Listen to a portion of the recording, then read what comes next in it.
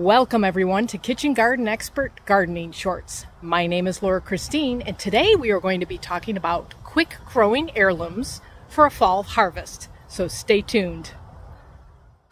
Have most of your plants in your garden stopped producing? Mine have. So I want to look at some varieties that are shorter seasons or they mature faster so I can harvest them in the fall. Before we get started, let's talk about quick growing heirlooms. Heirloom seeds, just to give you a little background if you're not familiar with them, are seeds that you can collect from your plant and you can plant them next year. They will give you pretty close to a carbon copy of what you grew this year.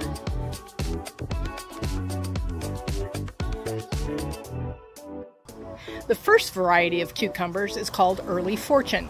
Early Fortune cucumbers have 55 days to maturity. They have to be spaced out from 18 inches to 36 inches apart. They grow the cucumbers themselves to say at 7 to 8 inches long, and they are great for slicing and pickling.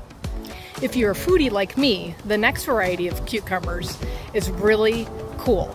It's a gourmet variety, they describe it as, and it's called China Jade. China Jade matures between 55 and 65 days, and like the other cucumbers, you have to space them out 18 to 36 inches apart, and that's of course again because they are a vining plant and they will vine 8 to 10 feet long. They are very prolific, and the best part of this type of variety is they don't need any pollinators.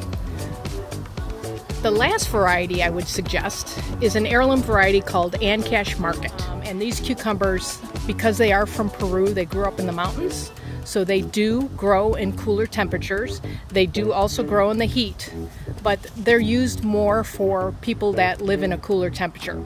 They also are 55 to 60 days, and once again, space them out between 18 and 36 inches.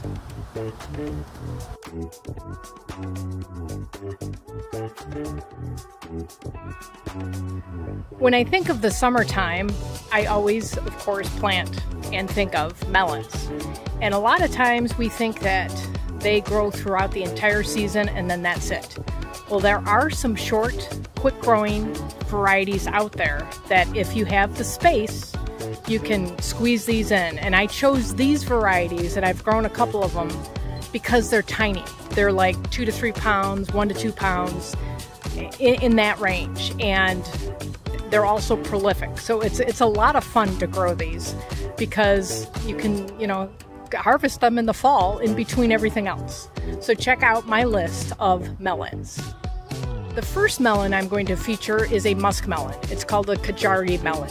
These guys mature in 70 days and they produce 2-pound fruits.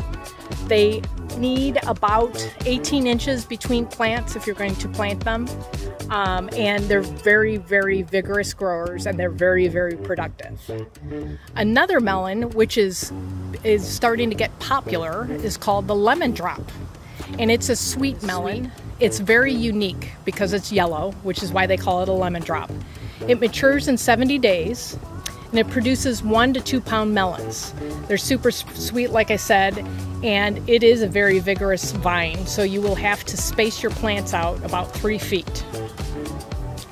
The last summer melon, and I can't pass up watermelon because that says summertime, and this heirloom variety is called the Beni Kodama, and I might be mispronouncing that, but this is a Japanese melon.